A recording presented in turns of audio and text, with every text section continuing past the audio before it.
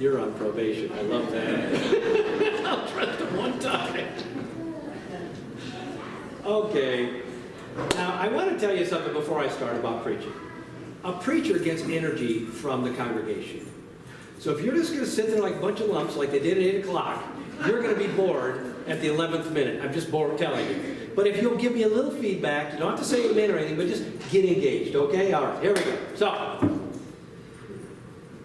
see, in the black church, I haven't started yet, but in the black church, it's always amen and preach it and go and say it. And see, that just gives you energy. So I just, there we go.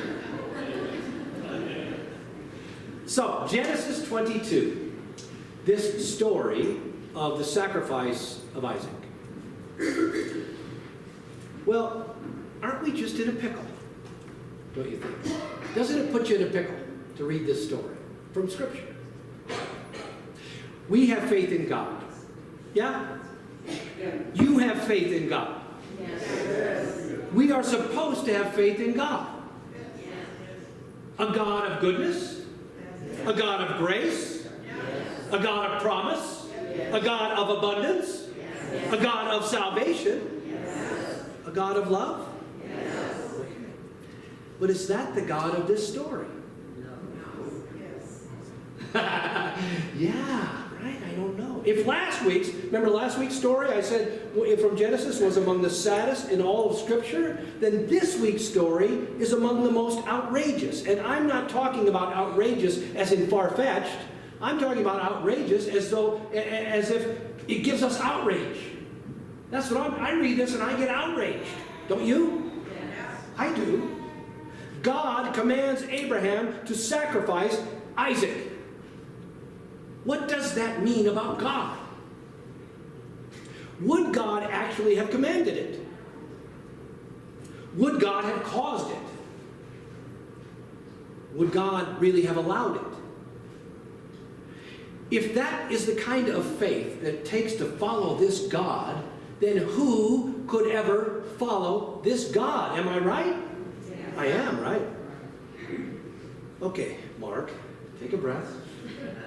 Remember, I told you a story a few months ago about a time 20 years ago or so, when I was having real problems believing some of the parts of Scripture that I was reading, particularly the Old Testament, and I was praying to God about it, and I thought I heard God say in the silence of my own voice, of my own head, in my own spirit, I thought I heard God say, just set aside your disbelief, right? Suspend your disbelief and let me teach you. And that's the way I've approached Scripture really ever since. Not that I don't believe it's true, it's that there are parts of it like this that really bug me. Okay, so what I want to do today is ask you and me to suspend our outrage in this story and see if there's anything to learn from it. The sacrifice of Isaac in Genesis 22 absolutely does not work for me on the level of actual history. But it does work for me on the level of story. In fact, it works really, really well on the level of story. In fact, it works so well that 3 of the world's major religions have kept this story and retold this story and found real meaning in this story, even if they focus on different parts of the story. Muslims have focused on this story, on Abraham's submission, absolute submission to God's will. That's where they would typically go with this. Christians see in this story a model of sacrifice and a foreshadowing of the cross, right? Isaac even carrying his own wood, right? But the original tellers and interpreters of the story, which were the rabbis of Judaism, focused on the key verses 8 and 14 in this part of the story, where Abraham's faith is expressed twice. Let's look at it real quick. On page 7. Genesis 22. And on page 7, we're coming in kind of in the middle here, and it says on the very top line, it says the fire and the wood. Right underneath of that, it says what? It says, Abraham said, let's read it together. Abraham said, God himself will provide. Okay. Then later on, the second to the last line, it says, so Abraham called that place, the Lord will provide. And then on down, on the mount of the Lord it shall be provided. That's what the rabbis focused on. That's what the Jewish faith has focused on in this story. God will provide. So, now digging in a little more, because if there is meaning here for us in this story, we're going to have to work at it. And this is the value, you guys, of not rejecting stuff out of hand that we don't agree with. Because if you dig in, you can find meaning and revelation if you just kind of set aside your outrage and try to figure out what it means. So the text begins, actually, by saying, God tested Abraham. How's that land on you?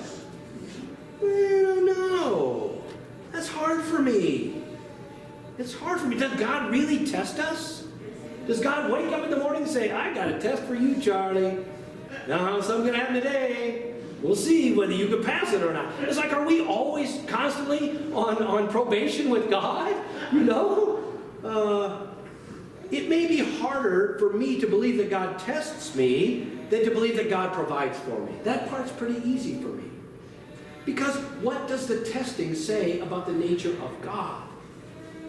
And if this were the only place that came up, I wouldn't make such a big deal about it. I'd kind of let it go. But this is not the only place where God is said to test us. Another great Old Testament book, the book of Job. Anybody? Yeah, pretty big test there. All the family. Yeah. It's also a story, by the way. So if this is a test, what is God trying to discern in the test? At the end of today, it says, as Abraham spares Isaac, God says this, for now I know. So God figured something out. What God has figured out and what God wanted to know, I think, is could Israel's future be entrusted to someone with as little preparation and as little faith as Abraham? If Israel was going to do everything that God had planned for them, do you remember what that was? Everything that God had planned for them, if they were going to bless the world, that was their charge, by revealing the God of both righteousness and love, then they were going to have to endure a whole lot. And it was going to take some extraordinary kind of faith to do that. And like the book of Job, the question here is, would Israel only love and follow God when things were going their way? Does that sound familiar? Or would they love God regardless of how things were going? In other words, which did Abraham really love? The giver or the gift? That's the big story with Isaac, right? Isaac was promised and he got it. But did Abraham love Isaac more than God? Israel's survival, Israel's salvation, depends on the kind of faith that is faith even in the face of loss, even in the face of death. So, I think there are two questions embedded in this story. First, is God good enough for us? Is this God good enough for you? Now that sounds heretical, right? But I don't mean it exactly to be that. I mean it to be an open question. Can God be trusted, is what I'm saying. Not literally to stay our hands after demanding us to do some heinous act, but to stay with us when we are tested by the incredible adversity that is part of every authentic life.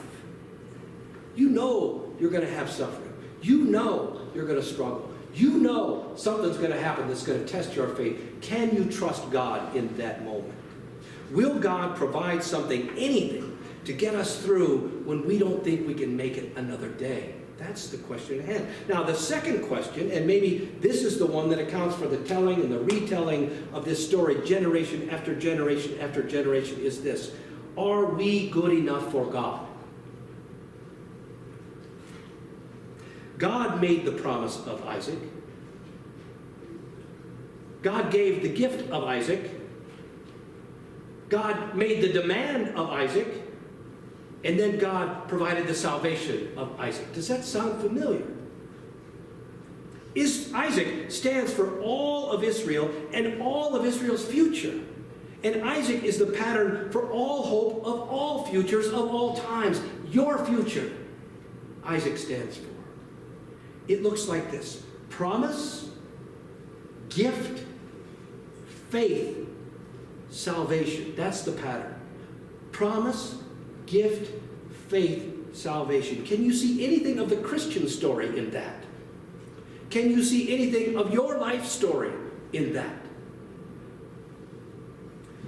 So here's where we end up. I'm not asking you to believe that God would have actually demanded the life of Isaac.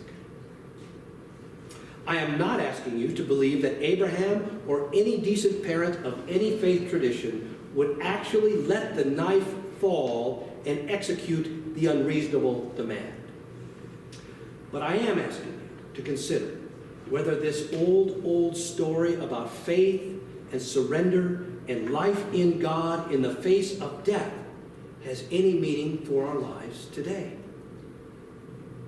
Ask yourself, if any good might come from surrendering more of your life to God and trusting that God will provide. How much of your life, and I'm not talking about money one bit. I don't even know if I'm talking about time. I think I'm talking really about your soul. I really think I'm talking about your love. How much of your life have you given over to God?